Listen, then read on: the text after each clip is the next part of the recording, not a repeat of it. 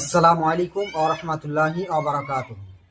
বেরাদান ইসলাম, আপনারা প্রায় জানেন পৃথিবীর বিখ্যাতম একজন জাহিল, একজন মূর্খ, যে মানুষকে ফিতনা করতে এত সুন্দরভাবে পারে যে মানুষ বুঝতেও পারে না যে মানুষকে ফিতনা করছে।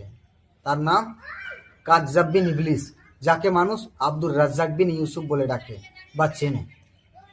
এ এতটাই মূর্খ কি কোরআন ও হাদিসকে পড়া বা কোরআন হাদিস বোঝা কিছুই জানে না। এ ইহুদিদের টাকা খেয়ে শুধু মানুষকে ফিতনার মধ্যে ফেলতে এবং মানুষকে বেদিন করতে, মানুষকে ধ্বংসের পথে নিয়ে যেতে জানে, বাকি কিছু জানে না। বলবেন কেমন করে?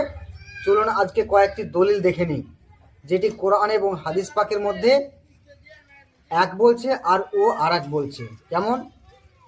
ও বলে কি একজন হায়েজা মহিলা, যার মাসিক হয়েছে, এমন একজন মহিলা কোরআন পাক তিলাওয়াত করতে পাবে, কোরআন পাক ছুতে পাবে, এতে কোনো সমস্যা নেই, ও এটা বলে থাকে।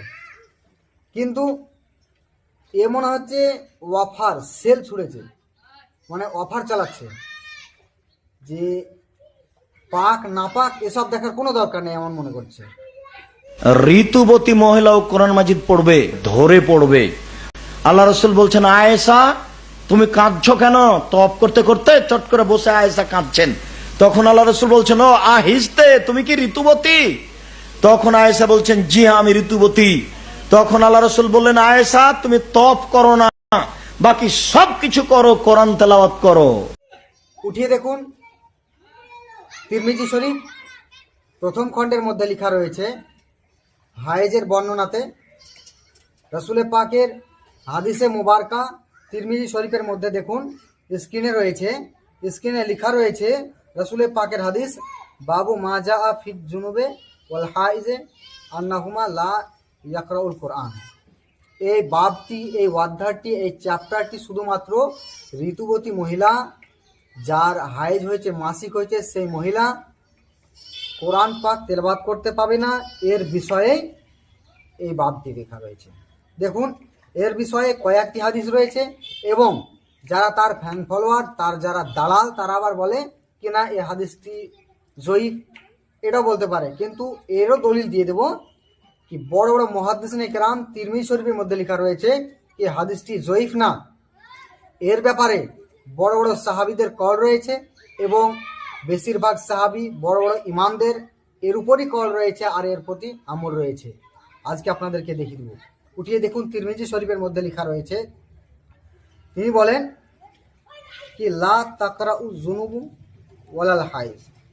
রাসূল পাক সাল্লাল্লাহু তাআলা আলাইহি ওয়াসাল্লামকে যখন জিজ্ঞাসা করা হলো কি একজন ঋতুবতী মহিলা, হায়েজা এবং মাসিক যা রয়েছে, সে কোরআন পাক তেলাওয়াত করতে পাবে কিনা, রাসূল পাক বললেন ক্বালা লা তাকরাউ যুনুব, যারা জুনুব অর্থাৎ নাপাক রয়েছে তারা কোরআন পাক তেলাওয়াত করতে পাবে না, ছুতে পাবে না। ওয়ালাল হাইজ, এবং যারা হাইজ ঋতুবর্তী মহিলা, তারাও কোরআন পাক তেলাওয়াত করতে পাবে না, ছুতে পাবে না, এর বিষয়ে বলেছে।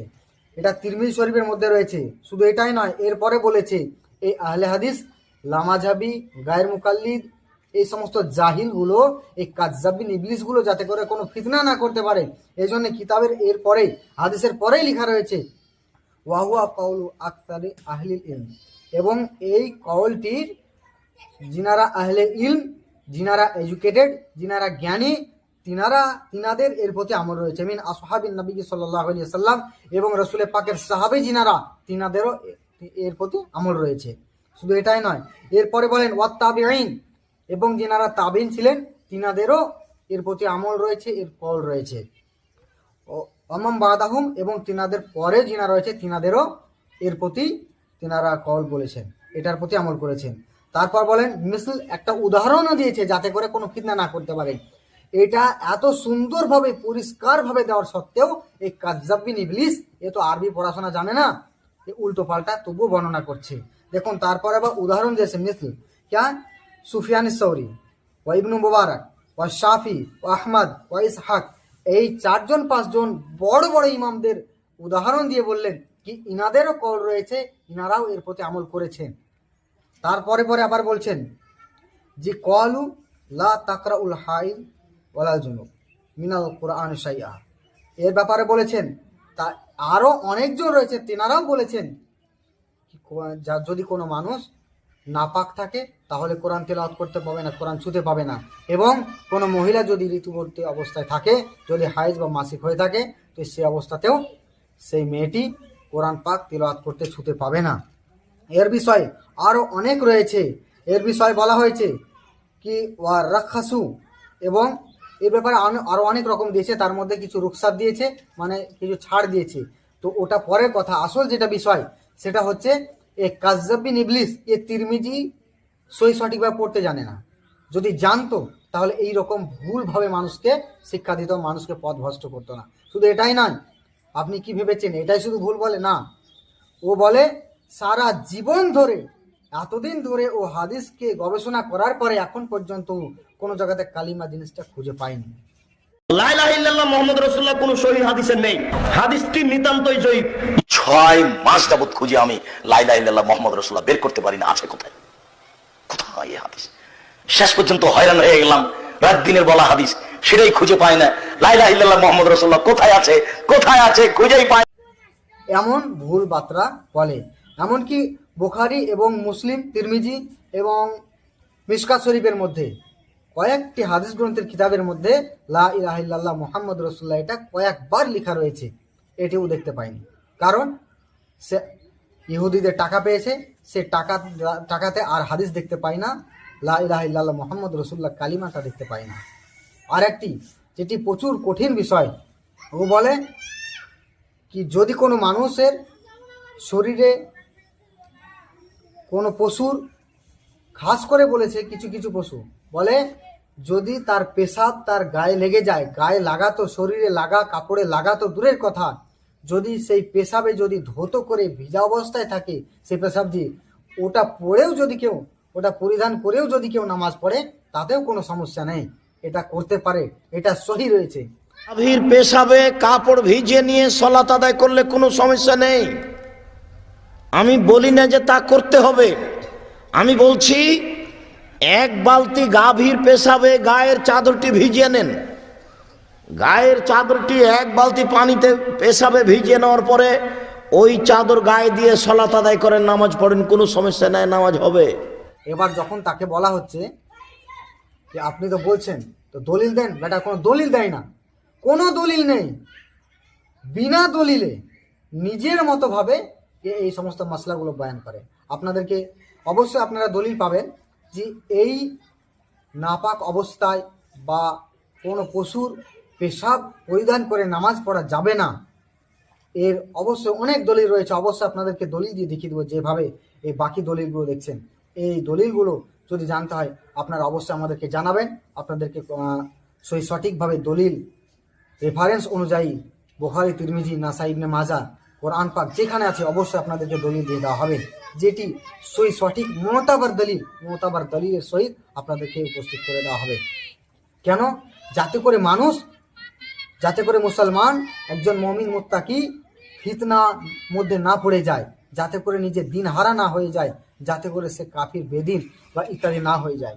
শুধু এটাই নয়, আপনি কি ভাবছেন এটাই শেষ? তা নয়, ও তো বেদাতের এবং শিরকের সেল লাগিয়েছে। বেদাত, আপনি যেটাই করবেন সেটাই বেদাত। যদি কেউ ভাবে যে আমি একটা মাছ খাবো, ও বলে না খাওয়া যাবে না, এটা বেদাত। যদি ভাবে কি আমি কোনো জিনিস ক্রয় করব রাত্রে, বলে না, যদি এটা কেউ ভাবনা রাখে এটাও শিরক, ইত্যাদি এক এক করতে করতে আপনাদেরকে শিরক এবং বেদাতের একটি পাহাড় দেখিয়ে দেবো, যেটাও পাহাড় করে দিয়েছে শিরক এবং বেদাতের ফতোয়া লাগিয়ে।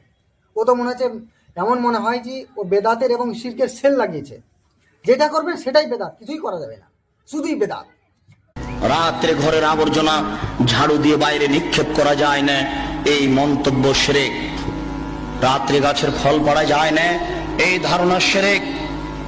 রাত্রে মানুষকে বাকি দোকানের জিনিস বাকি বিক্রয় করা যায় না, দেওয়া যায় না, এই ধারণা শিরক।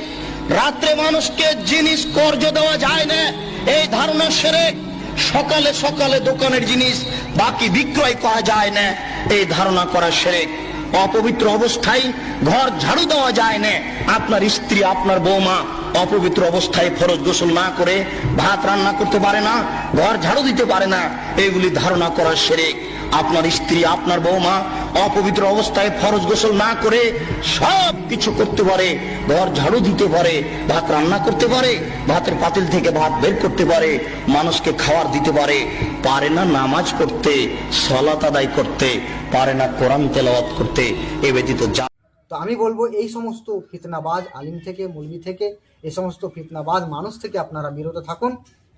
আপনারা যাতে করে দিন এবং ধর্মের পথে সঠিকভাবে আমল পেরা হতে পারেন, অবশ্যই সঠিক আলিমের বক্তব্য শ্রবণ করুন এবং সঠিক আলিমের দিকে আপনারা অগ্রসর হন। তিনাদের কাছে জিজ্ঞাসা করুন, তিনাদের কাছ থেকে শিক্ষা নিন, যাতে করে আপনি বা আমল করে ইহজগতে পরজগৎ গমন করতে পারেন। আসসালামু আলাইকুম ওয়া রাহমাতুল্লাহি ওয়া বারাকাতুহু।